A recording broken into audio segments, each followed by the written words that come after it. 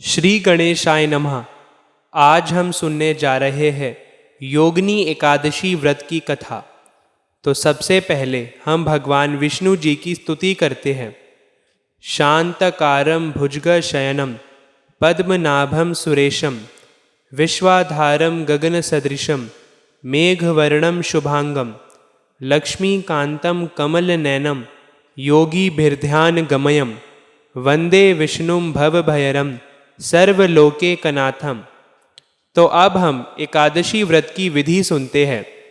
दशमी की रात्रि को पूर्ण ब्रह्मचर्य का पालन करें तथा भोग विलास से भी दूर रहे। प्रातः एकादशी को लकड़ी का दातुन तथा पेस्ट का उपयोग ना करें। नींबू, जामुन या आम के पत्ते लेकर चबा ले और उंगली से कंठ शुद्ध कर ले। वृक्ष से पत्ता तोड़ना भी वर्जित है, अतः स्वयं गिरे हुए पत्ते का सेवन करें। यदि यह संभव ना हो तो पानी से 12 कुल्ला कर ले। फिर स्नान आदि कर मंदिर में जाकर गीता जी का पाठ करें या पुरोहित आदि से श्रवण करें। प्रभु के सामने इस प्रकार प्रण करना चाहिए कि आज मैं चोर, पाखंडी और दुराचारी मनुष्य से बात नहीं करूँगा और ना ही किसी का दिल दुखाऊंगा। गौ, ब्राह्मण आदि को फलाहार व अन्न आदि देकर प्रसन्न करूँगा। रात्रि को जागरण कर कीर्तन करूँगा। ओम नमो भगवते वासुदेवाय इस द्वादक्षर मंत्र अथवा गुरु मंत्र का जाप करूँगा। राम, कृष्ण, नारायण इत्यादि विष्णु सहस्त्र नाम को कंठ का भूषण बनाऊंगा।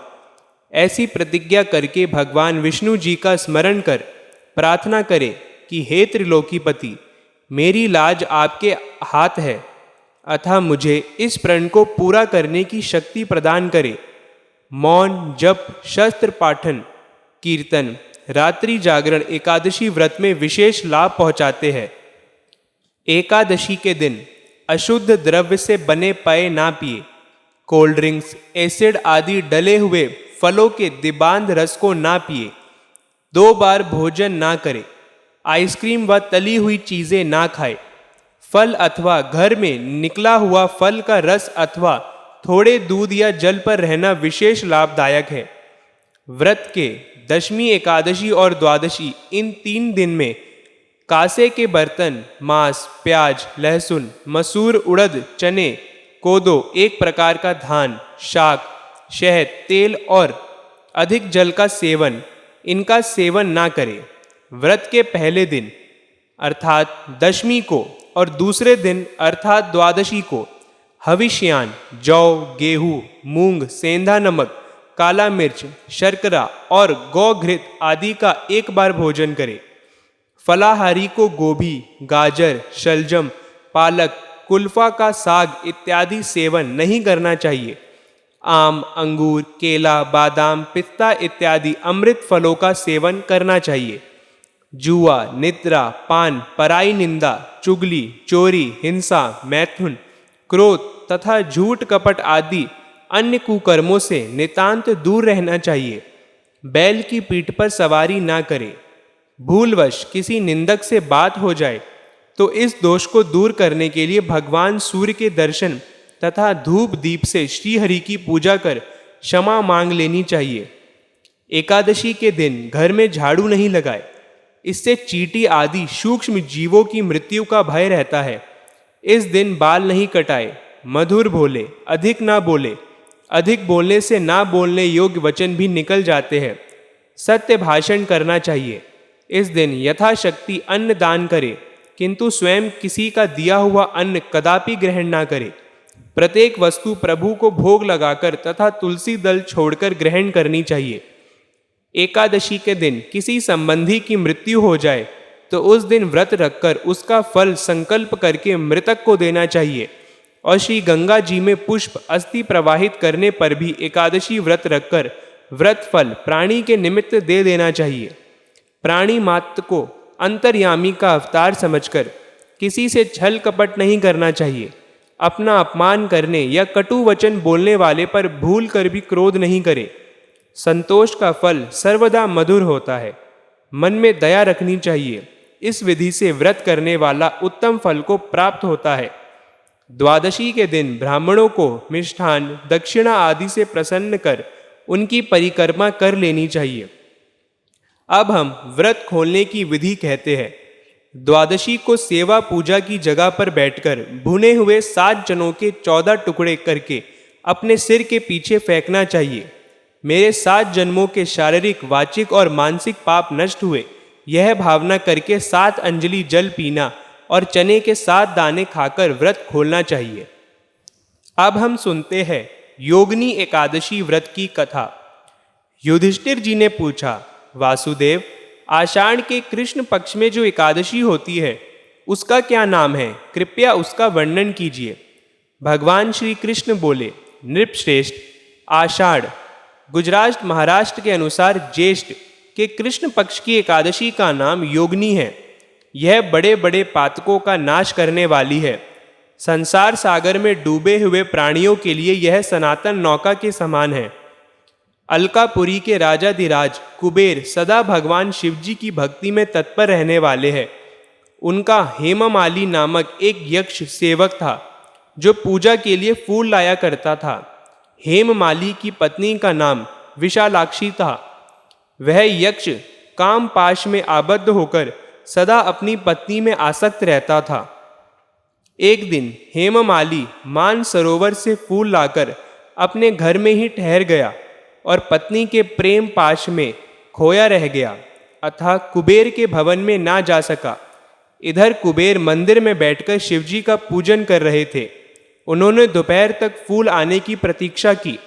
जब पूजा का समय व्यतीत हो गया तो यक्षराज ने कुपित होकर सेवक से कहा, यक्षो, दुरात्मा हेमा माली को क्यों नहीं आ रहा है?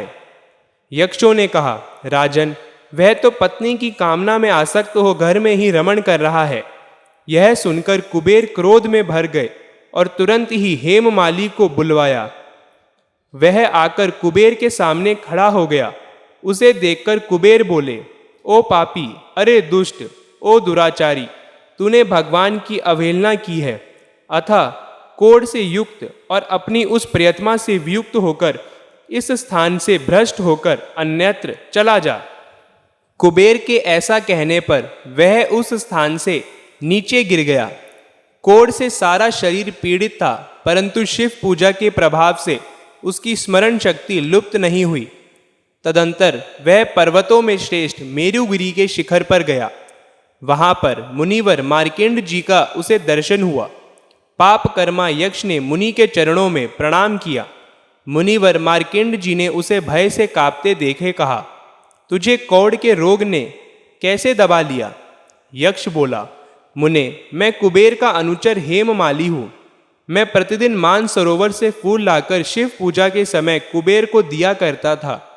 एक दिन पत्नी सहवस के सुख में फंस जाने के कारण मुझे समय का ज्ञान नहीं रहा, अतः राजाधिराज कुबेर ने कुपित होकर मुझे शाप दे दिया, जिससे मैं कोढ़ से आक्रांत होकर अपनी प्रियतमा से बिछुड़ गया। मुनिश्रेष्ठ, संतों का चित्त स्वभावत परोपकार में लगा रहता है। यह जानकर मुझ अपराधी को कर्तव्य का उपदेश दीजिए। मार्केंड जी ने कहा, तुमने यहाँ सच्ची बात कही है, इसलिए मैं तुम्हें कल्याणप्रदा व्रत का उपदेश करता हूँ। तुम आषाढ़ मास के कृष्ण पक्ष की योगिनी एकादशी का व्रत करो। इस व्रत के पुण्य से तुम्हारा कोढ़ निश्चय ही दूर हो जाएगा। भगवान श्री कृष्ण कहते हैं, राजन, मार्केंड जी के उपदेश से उसने योगिनी एकादशी का व्रत किया, जिससे उसके शरीर को कोढ़ दूर हो गया। उस उत्तम व्रत का अनुष्ठान करने पर वह पूर्ण सुखी हो गया। नृपश्रेष्ठ, यह योगिनी का व्रत ऐसा पुण्यशाली है कि 88,000 ब्राह्मणों को भोजन कराने से जो फल मिलता है, वही फल योगिनी एकादशी का व्रत करने वाले मनुष्य को मिलता है। योगिनी महान पापों को शांत करने वाली और महान पुण्य फल देने वाली है। इस महात्म्य को पढ़ने और सुनने से मनुष्य सब पापों से मुक्त हो जाता है। बोलिए विष्णु भगवान की जय। इति समाप्त। अब हम भगवान विष्णु जी की स्तुति कर आरती करते हैं। शांतकारं भुजगशयनं पद्मनाभं सुरेशं विश्वाधारं गगनसदृशं मेघवर्णं शुभांगं लक्ष्मीकान्तं कमलनयनं योगिभिर्ध्यानगमयं वन्दे विष्णुं भवभयहरं सर्वलोकैकनाथं। वसुदेवसुतं देवं कंसचारुमर्दनम देवकी परमानंदम कृष्णम वंदे जगतगुरु। अब हम श्री जगदीश जी की आरती करते हैं। ओम जय जगदीश हरे स्वामी जय जगदीश हरे। भक्त जनों के संकट दास जनों के संकट क्षण में दूर करे। ओम जय जगदीश हरे। जो ध्यावे फल पावे दुख बिन से मन का। स्वामी दुख बिन से मन का सुख संपत्ति घर आवे। कष्ट मिटे तन का। ओम जय जगदीश हरे। मात पिता तुम मेरे शरण गहूँ मैं किसकी। स्वामी शरण गहूँ मैं किसकी। तुम बिन और न दूजा प्रभु बिन और न दूजा। आस करूँ मैं जिसकी। ओम जय जगदीश हरे। तुम पूर्ण परमात्मा तुम अंतर्यामी। स्वामी तुम अंतर्यामी। पार ब्रह्म परमेश्वर तुम सबके स्वामी। ओम जय जगदीश हरे। तुम करुणा के सागर तुम पालन करता। स्वामी तुम पालन करता। मैं मूरख खल कामी कृपा करो भरता। ओम जय जगदीश हरे। तुम हो एक अगोचर सबके प्राणपति। स्वामी सबके प्राणपति। किसी विधि मिलो दया में तुमको मैं कुमति। ओम जय जगदीश हरे। दीन बंधु दुख हरता तुम ठाकुर मेरे। स्वामी तुम ठाकुर मेरे। अपने हाथ उठाओ अपनी शरण बुलाओ। द्वार पड़ा तेरे। ओम जय जगदीश हरे। विषय विकार मिटाओ पाप हरो देवा। स्वामी पाप हरो देवा। श्रद्धा भक्ति बढ़ाओ प्रेम भक्ति बढ़ाओ। संतन की सेवा। ओम जय जगदीश हरे। श्री जगदीश जी की आरती जो कोई नर गावे। स्वामी प्रेम सहित गावे। कहत शिवानंद स्वामी कहत हरिहर स्वामी। मन वंचित फल पावे। ओम जय जगदीश हरे। बोलिए विष्णु भगवान की जय।